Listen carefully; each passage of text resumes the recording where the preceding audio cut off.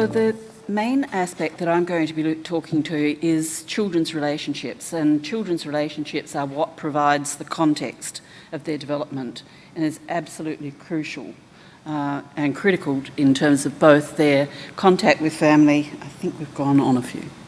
Let me go back. Yep.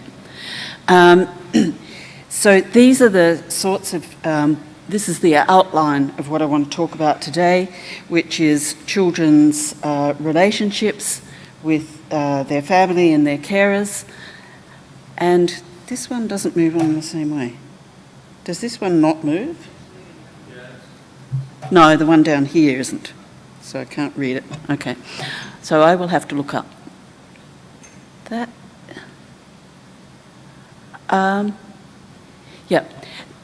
In terms of measuring their relationships, we've actually adapted the Quebec means of children representing their closeness to the people they live with on the first occasion, and then we've asked them to do it again with the people who are important in their lives but that they're not living with. So that's mainly birth family and so on.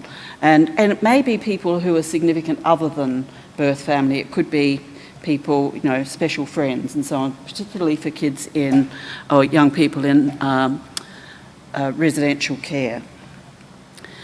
So the people that we're interested in is those particular people, and I'll just give you an idea of what it looks like. So this is what the kids do, and so they put themselves on the board. We don't restrict where they put themselves, and then we ask them to place other people in any order they like. So they select figures and put it on the board, and we ask them to say, how close do you feel to those people? And this is a representation of one child. So this is a 7-year-old Aboriginal boy in kinship care, and he's been there for 16 months. Now, you're not going to be able to read that back there. The red is the child. So in this case, he's selected and put himself right in the corner, and around himself on the left-hand side is the people in kinship care. And he placed them in order: grandfather first, grandmother, then the aunt, then 3 birth sisters, and then his birth brother. On the right-hand side, he's remained in the same position, but you can see that in this case he's actually put people that are important to him in his family and so on, but he's not living with, further apart in 2 clusters.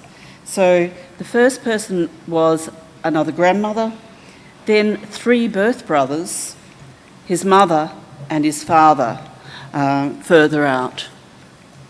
If we go to the next one, in this case we have a 15-year-old male who's been in foster care for 16 months.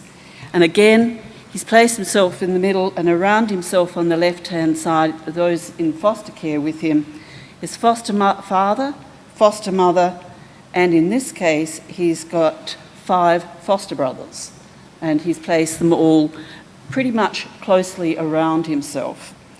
If you look at here on the right-hand side, this indicates that they are so close that he wants to put them all on the same square.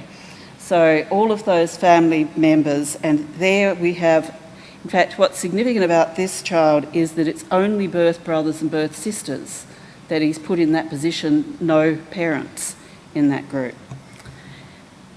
The last one, this is where we put them, just to give you an example, if you put them all, so the birth or who they're living with and the other important people on the same square. So you've got on the left-hand side a 12-year-old girl with a culturally diverse background in residential care. Now she's got 1, 2 and 3 around her, but not terribly close, are the staff, and then further out are male co-residents. And then on the right-hand side, you've got a 12-plus-year-old male, and he's actually placed his aunt closest to himself, his grandmother, his birth sister, and then further away, some friends. So this is just to give you an indication of the sort of information that it gives you. Now, we've done analyses around this, just taking account of distances at this stage, but we were also looking to unpack the clustering in more detail. So we've looked, well, what does this tell us about how close these children felt to the people they're living with and to the other people in their lives? And on both waves 1 and 2, we don't have wave 3 at this stage in this area. And what it tells us is that there's no difference by whether they're in kinship care or relative care. The analysis that we carried out didn't include residential care because the numbers there are only 25, and it means the cell size is a bit small to do this. No difference by wave 1 or 2, so that hasn't changed. Whether or not they're Aboriginal, there was no significant difference, or how long they'd been in their placement. There was a difference in that older children tended to place themselves more distant from others than younger children did. But the main difference was who they placed themselves with, which is hardly surprising, and you saw that in the layout. Where there was a difference here, it was mainly by gender, so that they were much more likely to place female carers closer to them than any of their male carers. And then if we look at the family of origin, the pattern is again very similar.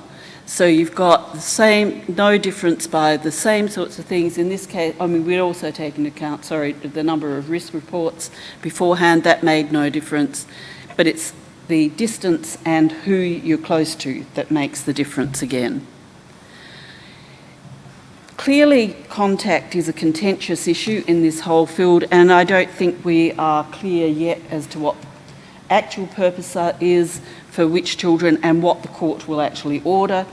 We know that there is, within the first 12 months, that it's common for children to have 4 to 6 visits or contact visits with parents and so on. But then it gets complicated with who else in their family do they have contact with. And the issue is, how sustainable is this over time? This takes a bit of a look at that in terms of their contact with their mother and with their father over waves. And so you can see that the foster carers are in the blue, and that remains reasonably high. For mothers, you can see that the main drop-off there is by residential care, but remember we've got only 25 young people in that study. Fathers, their contact levels are significantly lower, and it tends to drop off a little more. Across both waves, all 3 waves, sorry, you've got about 10 to 20% varying across waves and parent who don't have contact with either parent, sorry. This is when you are having a look at the same sort of data with siblings. And what's interesting about this is that sibling contact seems to be more sustainable, slightly lower level, but it's higher than fathers, but it's lower than it is with mothers. But you need to take into account the fact that kinship care looks a bit lower than foster care. You also need to take into account that a number of more children are actually living with a sibling in kinship care than in foster care.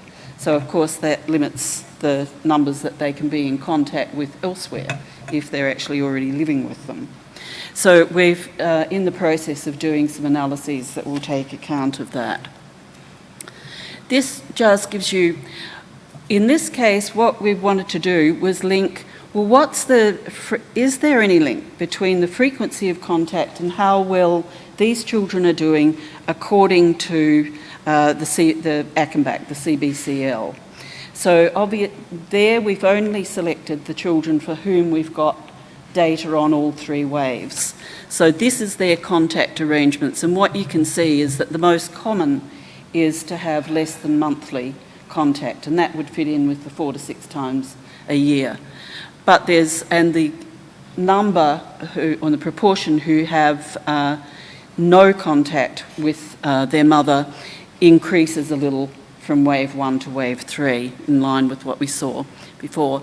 And the same sort of pattern for fathers, except that there's a much higher proportion who don't have contact with their father, and that increases slightly over time. The regression analyses, and what I'm presenting here, is preliminary. We've got more work to do because there's quite a lot of data in the wave 3 data we've only had for a very short time.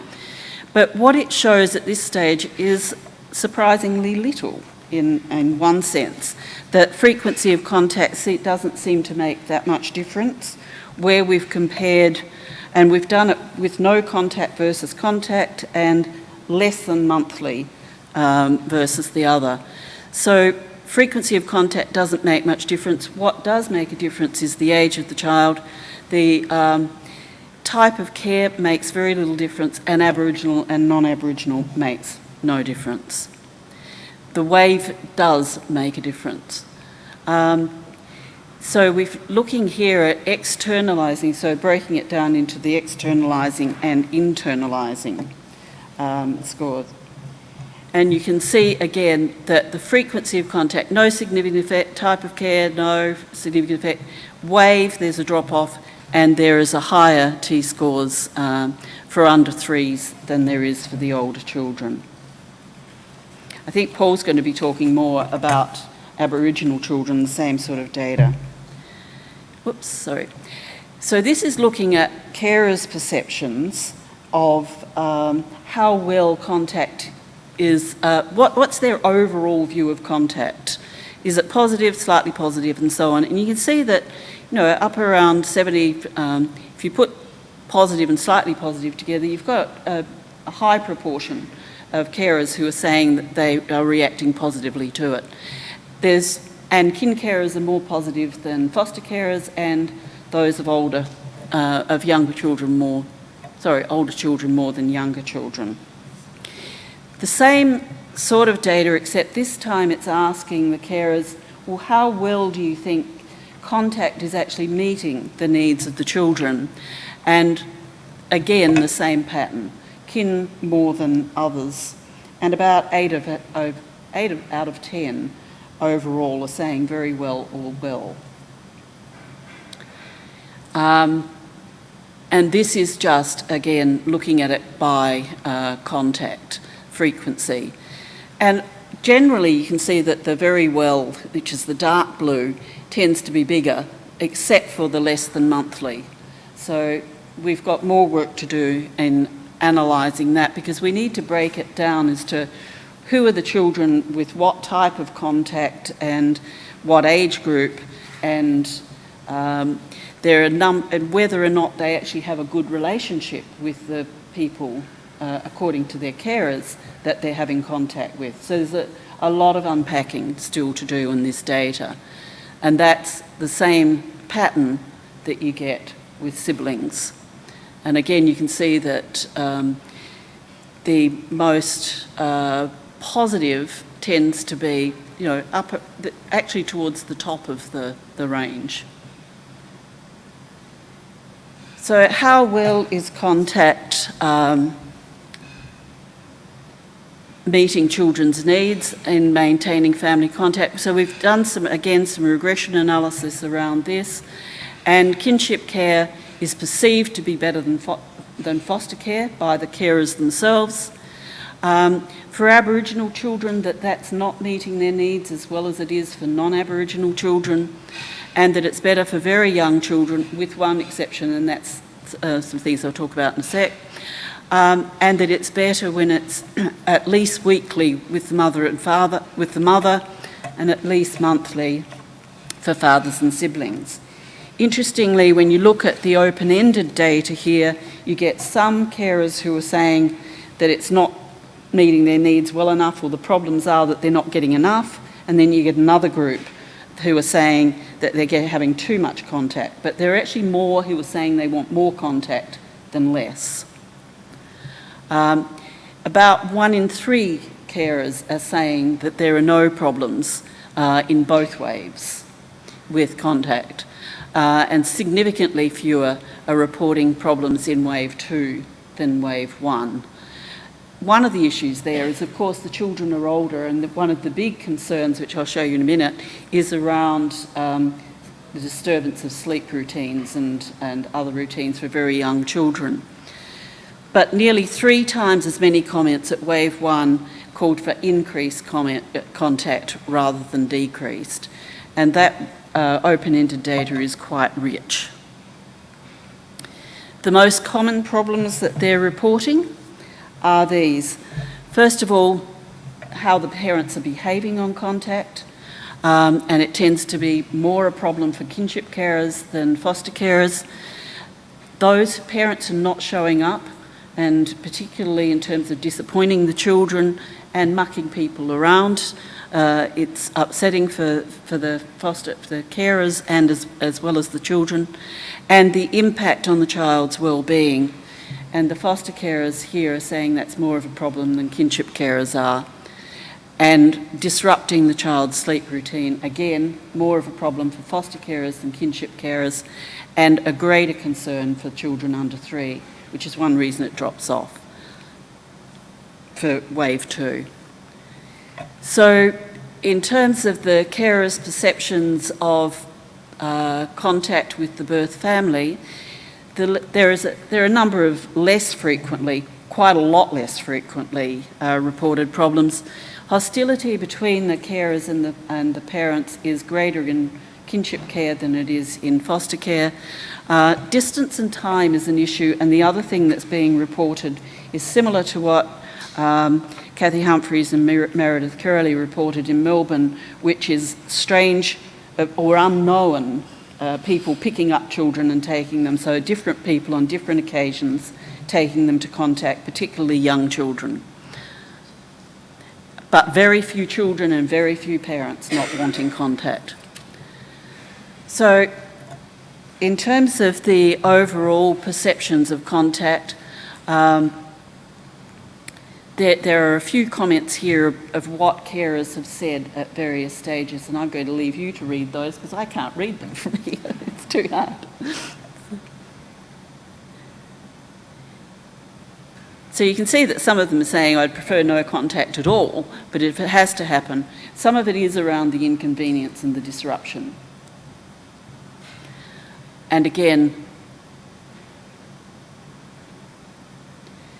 interesting, that last one, the foster carer of an under 3-year-old, I'd like a mother to be able to visit her here and see where the child lives and be part of our family with us. It would help her not to feel threatened, and it would help the child to know who she is.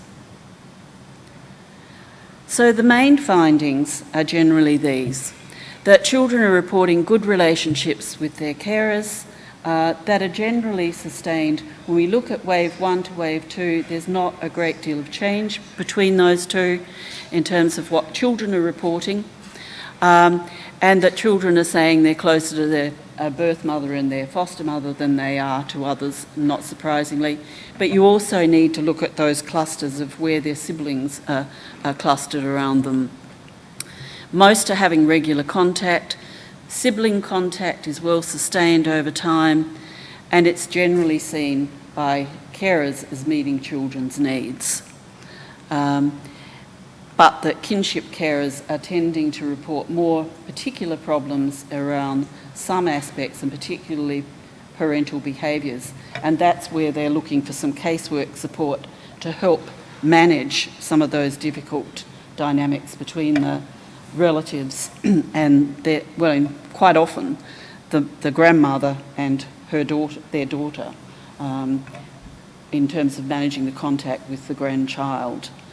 So I think that, again, our gratitude to the people who've been supporting this study, and this sort of information is absolutely critical in informing policy, and the fact that it can go on for more waves, and that there's so much more data and so much more to find in this. It's a treasure trove of information about what matters to children in care. Thank you.